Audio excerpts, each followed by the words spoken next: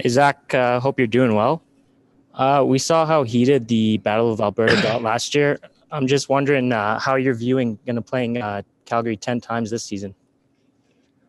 Well, yeah, that's going to be obviously exciting. Just being in an all Canadian division, I think, is going to be pretty exciting as players. It's something we don't see, probably will never see again. So, not just playing Calgary, we're going to play all the Canadian teams a lot more times than we normally do. So, it's going to be a lot of fun. Great. Next question. Next question, Mark Spector, Sportsnet. Go ahead, Mark.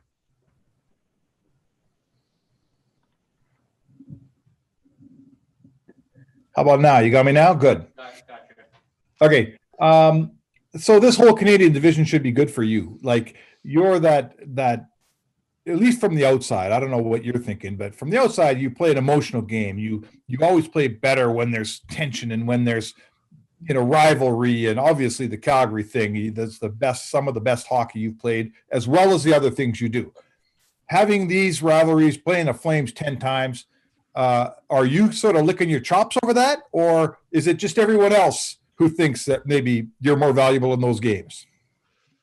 Well, I think it's your guys' job, the media's job, to portray and get a build-up going. Honestly, playing all the Canadian teams are going to be a lot of fun. Obviously, Calgary, there's obviously tension between the two teams, but 58 game season against all Canadian teams, every game's important, and every game's going to be have their unique little twist to it, but it's all going to be high intensity. Every game's going to be fun. Every game's going to beat something. So you could pinpoint Calgary, but at the same time, we play a lot of good Canadian teams too, just like Calgary. Were you, I'm this may be a dumb question, but I specialize in those. You must have been happy to get to camp and see your sign playing on McDavid's right side. That's a spot for you that you didn't always have, but you've had it for a long time. Is that the best spot for you? And I guess, how do you keep it? Well, I think if there's 700 players in the NHL, I think whoever gets slide on the right side's going to be happy about it. He's the best player in the world. So, obviously excited to play with them. We've had success. For me to stay there and be productive, I gotta be physical. I gotta be skating, but I gotta play between the lines, and I gotta make plays. It's that simple. Play with him.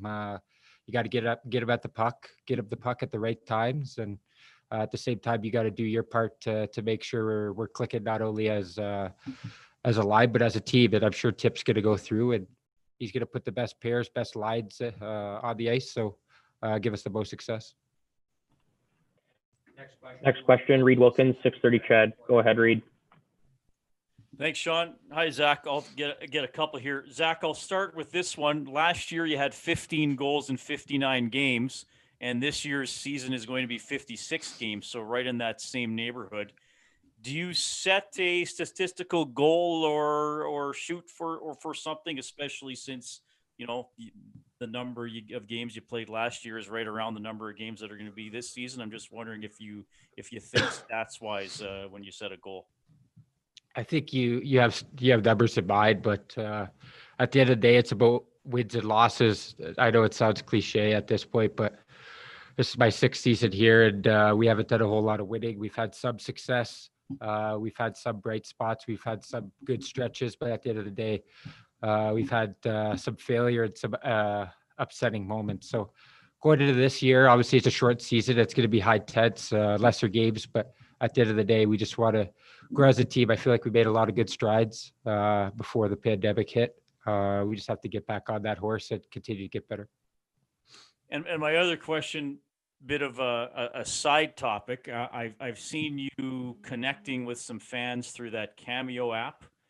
Yeah. Someone tweeted yesterday or the day before of you talking to a Flames fan, as though he were an Oilers fan, but I think he was actually a Flames fan. But just tell me about your decision to engage like that, have a little bit of fun and show some personality, and how it's gone for you. Yeah, obviously with today's social media, Cameo approached me, and they're a respected company. A lot of people use them, but I figure why not give it a shot? And it's been good. A lot of lot of the requests have been good. A lot of it has been positive. And during the pandemic, we weren't getting paid, so it's good to make a few extra bucks. Great. Derek Van Diest, Post Media. Go ahead, Derek. Zach, welcome back. I just wanted to ask you your thoughts about the short camp, and then you don't really have time to ease into things. Short camp, and you drop the puck on January 13th. What are your thoughts on that? Do you like that, or would you prefer maybe a little longer camp with exhibition games and things like that?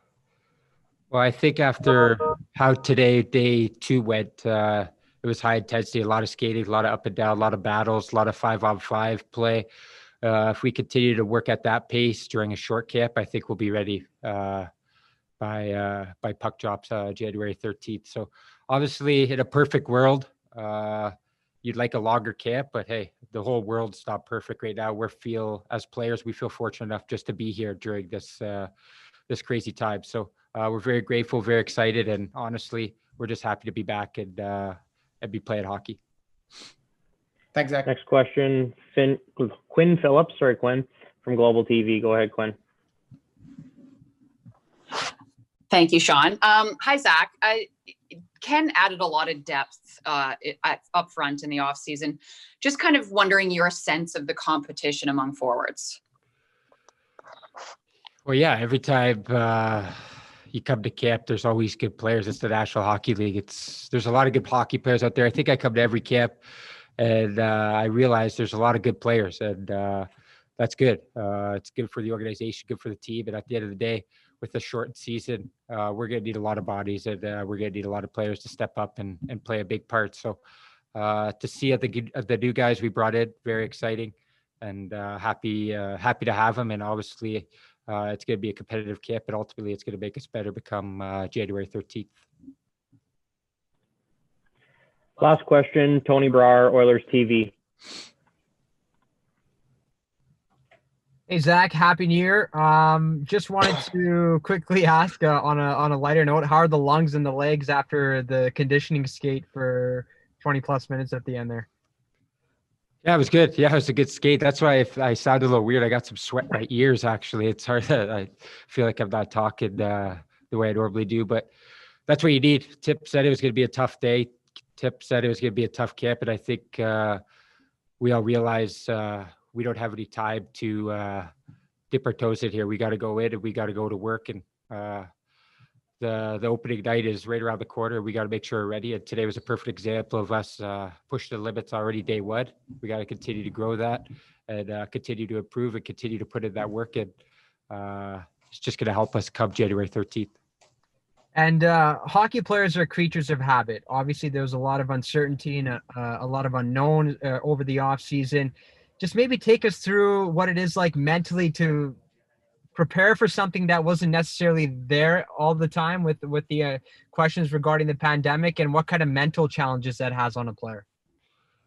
Yeah, I think the whole world, it's been frustrating on the whole world as hockey players. I think we feel fortunate and grateful just to be able to come back and do our job. You know, there's the pandemic speaks for itself, but as hockey players, we just want to do what we love and get back to doing what we love, and hopefully just give fans and people around the world hope that it's going to get better. Right. So it's been a crazy time for everybody. But at the same time, the uncertainty for us athletes have been small world problems, and something that you really you can't take too seriously. At the end of the day, there's a lot more important matters going on in the world, and if you can't play hockey, it's a frustrating feeling. But there's bigger things than hockey, and like I said, for us to come back, I feel fortunate. I know a lot of the guys do. We're just excited to get back and do what we love.